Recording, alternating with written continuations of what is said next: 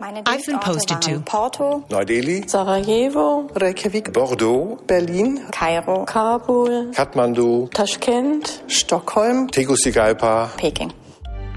the Federal Foreign Office in Berlin, a rather different workplace. This is where Germany's foreign policy is made. Some 6,000 Germans work for the Foreign Service around the world. Every 3 to 4 years, they are posted somewhere else. Staff rotate between head office and postings abroad. Germany has over 220 embassies, permanent representations, and consulates. Their job is to look after German interests, round the world, round the clock. The world is changing at breathtaking speed. Globalization affects us all and generates benefits also, and especially for us Germans. What makes our economy so strong are our close links with the rest of the world. Whatever happens in a continent like Asia or a huge country like China is going to directly affect Europe. Europe is vitally important to Germany. Thanks to Europe, we can seize the opportunities globalization offers and guard against its dangers. Germany has assumed responsibility in the wider world. Transatlantic relations are a cornerstone of German foreign policy.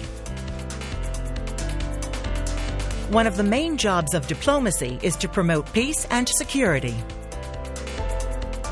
We're seen as good at building bridges between countries.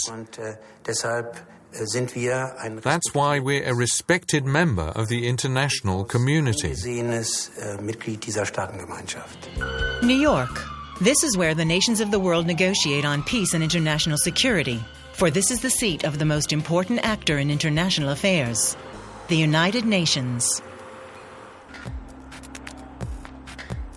That's why Germany has in New York a permanent mission to the United Nations. The permanent mission's main job is to advance the things we believe are important, whether in the field of peace and security or development, human rights and the environment. The UN has a range of different organs. Over 190 member countries convene here in the General Assembly. On a host of major issues relating to international security, decisions are taken by the 5 permanent and 10 non-permanent members of the Security Council. What does it actually involve, working at the United Nations?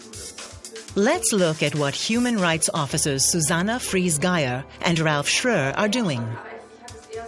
We're chairing a working group trying to do something for children in situations of armed conflict. The starting point is a text. They've worked on the draft text together with head office and colleagues from the International Law Division and various other divisions involved.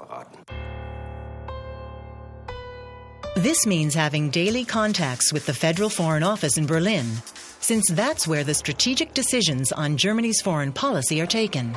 It's a bit like a football match. Our colleagues are out there on the pitch. They know the other team's players like the back of their hand. They know just how far other countries are prepared to go. We're the coaches on the sidelines, as it were. All we do is devise the strategy and write it up as instructions. It's up to our colleagues on the pitch to try and put the plan into practice. That's when the really difficult part begins. You're now in negotiations with the others. Your aim is to get them, of course, to accept as much of our position as possible. You start by discussing the actual text. You circulate it first to our closest partners and ask, what do you think of it? After that, you circulate it to EU members and then to other member countries. What's so fascinating is that you really feel you're helping move things forward. It's no easy job working on the East River, and the days are often long. But international consultations of this kind help bolster peace and security in the world. In a fast-changing world, there are ever new challenges to which German foreign policy must respond. This calls for meticulous coordination by everyone in the Federal Foreign Office. The main tool for steering the political work of the Foreign Service is the daily directors' meeting. It is attended by the heads of all directorates general, the so-called directors, as well as the state secretaries, the highest-ranking officials. The meetings kick off with a press review. The current international situation is analyzed and discussed. Germany is engaged, after all, in the wider world, including in crisis regions like Afghanistan or the Arab world, where tremendous changes are underway. How can Germany help shape world affairs in a positive way? One answer can be found in Brussels. Only in the European Union will Germany enjoy enduring peace, freedom, and prosperity. In a globalized world, Europe must increasingly unite its efforts. Lazia Bloss is reminded in her work every day of just how crucial this is. It's very important to realise that as a union, the EU carries much more clout on the international stage than any individual member state. So we've created a set of instruments for this purpose. One is the post of High Representative for Foreign Affairs and Security Policy, currently held by Catherine Ashton. Helga Schmid, her Deputy Secretary General, is a German national. For many years, she was a senior official in the German Foreign Service. The new European External Action Service, or EEAS, started work in 2010. The only way the European Union can be successful in the 21st century, pursue its interests effectively, both in the political and the economic sphere, and that means also pushing for the rule of law and human rights to be universally respected, is if it speaks with one voice.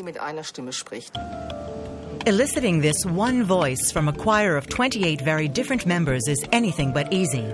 If this European cooperation is to succeed, it's crucial to forge closer ties at the level of civil society.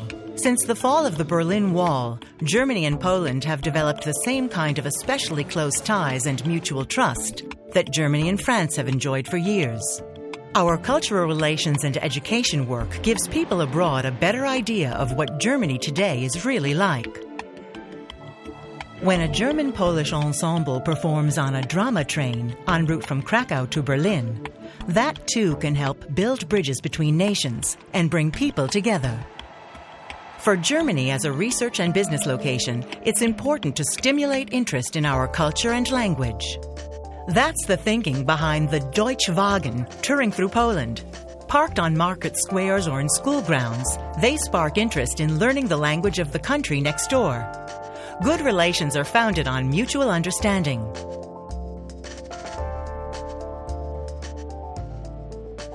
That goes not just for our European neighbors, but also for the world at large. In terms of power, globalization is clearly redrawing the world map.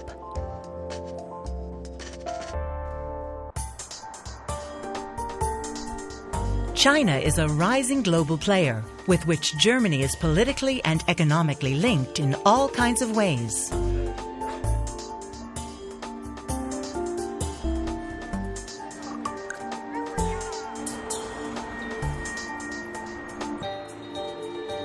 The German Embassy in Beijing. It looks after German interests in China and has a host of different functions. An embassy's job is to organize relations between Germany and the host country across the whole spectrum. This includes politics, business, culture, research and education, but also the very important area of legal and consular affairs.